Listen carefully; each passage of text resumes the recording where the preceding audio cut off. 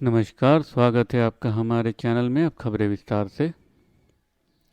लोकसभा चुनाव से ठीक पहले केंद्र सरकार ने नागरिकता संशोधन अधिनियम 2024 की अधिसूचना जारी कर दी है।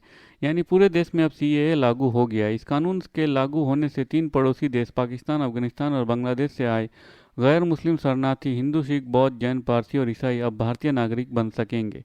इसके लिए इन लोगों को सरकारी गाइडलाइन का पालन करना होगा। नागरिकता के लिए ऑनलाइन आवेदन करना होगा। हालांकि कुछ ज़रूरी शर्तें भी रहेंगी, जैसे सीए नियमों के तहत आवेदन करने से पहले भारत में 1 साल तक लगातार रहना अनिवार्य है। सीए को लेकर 10 जानिए सवालों का जवाब। सीए दिसंबर 2019 में संसद में पारित हो गया था। 4 साल से ज़्यादा समय बाद इसके नियमों को अधिसूचित किया गया है। केंद्रीय गृह मंत्री अमित शाह ने सीए के लिए फॉर्म जारी कर दिया है। इसमें सभी ज़रूरी दस्तावेज और नियमों की जानकारी दी गई है। उधर पश्चिम बंगाल, केरल, मेघालय, त्रिपुरा और असम में सीए को लेकर विरोध शुरू हो गया है।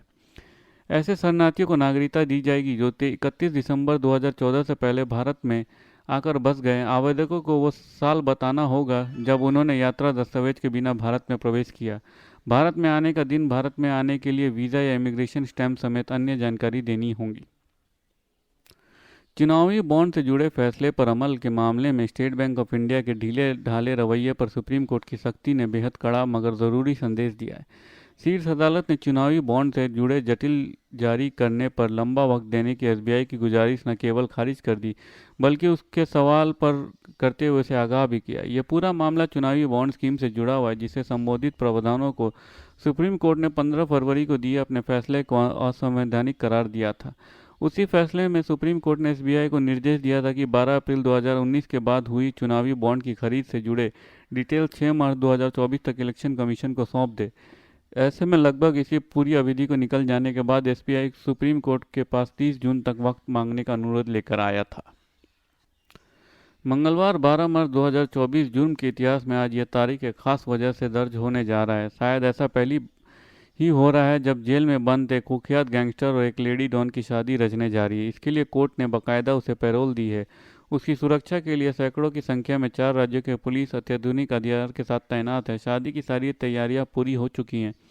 बैंक्वेट हॉल एक अमेद किले में तब्दील हो चुका है। अब इस तिहाड़ जेल से बारात आने का इंतजार है। इसके बाद ये क्रिमिनल कपल शादी से 7 फेरे लेकर हमेशा हमेशा के लिए एक दूसरे का हो जाएगा। जी, हम बात कर रहे हैं हरियाणा के कुख्यात गैंगस्टर संदीप उर्फ काला जथेड़ी और लेडी डॉन अनुराधा चौधरी उर्फ मैडम मीन्स के बारे में, जो आज दिल्ली के द्वारका स्थित संतोष पैलेस में शादी करने जा रहे हैं। इस शादी ने दिल्ली, हरियाणा, राजस्थान और पंजाब पुलिस के साथ साथ सेंट्रल एजेंसियां तक को पंजे पर ला खड़ा कर लिया है। अब जिस दूल्हे पर संगीन गुनाहों के 40 मामले दर्ज हों और दुल्हन अपने सिर पर 19 केसेस लिए हुए फेरे लेने जा रही हैं, उनकी शादी पर खतरा का मंडराना तो लाजमी है। दिल्ली पुलिस को शक है कि उनकी शादी पर कभी भी उनके विरोधी गुटों की तरफ से हमला हो सकता है।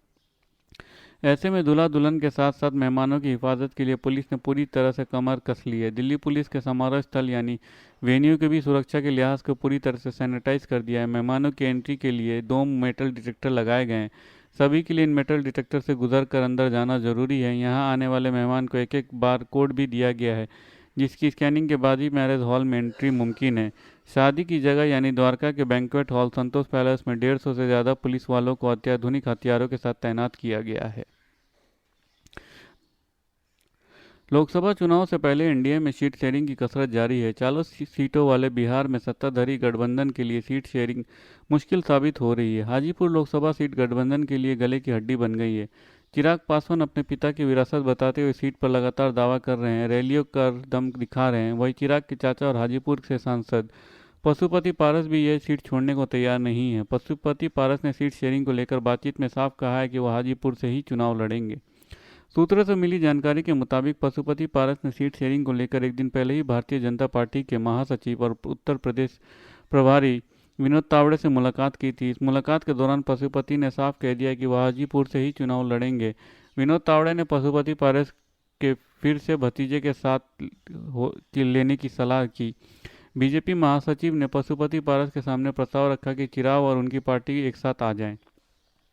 विनीत तावड़े के प्रस्ताव पर पशुपति पारस ने अपनी मंशा भी साफ कर दी। उन्होंने कहा कि चिराग एनडीए में है, इसे लेकर उनको कोई विरोध नहीं है। पशुपति पारस के साथ ये भी साफ कर दिया कि चिराग के साथ दल, दिल और परिवार अब नहीं मिल सकते। विनोद तावड़े से बातचीत के बाद पशुपति के बीजेपी आला कमान और बीजेपी के नेताओं के साथ हुई बैठक थी। वह बैठक आज दिल्ली में होगी। देखना है कि हाजीपुर सेठ का पेच कैसे खुलेगा। प्रधानमंत्री नरेंद्र मोदी ने हरियाणा के गुरुग्राम में देश का पहला एलिवेटेड द्वारका एक्सप्रेसवे का लोकार्पण किया है। इस कार्यक्रम में केंद्रीय सड़क परिवहन मंत्री नितिन गडकरी, हरियाणा के राज्यपाल बंडारू दत्तात्रेय के साथ साथ मुख्यमंत्री मनोहर लाल खट्टर और केंद्रीय राज्य मंत्री इंद्रजीत सिंह मौजूद रहे। इस दौरान उन्होंने गुरुग्राम में एक सभा को भी संबोधित किया। इस दौरान पीएम मोदी ने रोड शो भी किया। बता दें कि द्वारका एक्सप्रेसवे भी हरियाणा वाले हिस्से की लंबाई 18.9 किलोमीटर है और दिल्ली की 10.1 किलोमीटर। खास बात यह है कि टनल, अंडरपास, फ्लाईओवर तथा फ्लाईओवर के ऊपर फ्लाईओवर भी होगा। गुरुग्राम और दिल्ली के आईजीआई एयरपोर्ट के बीच कनेक्टिविटी बेहतर रहेगी।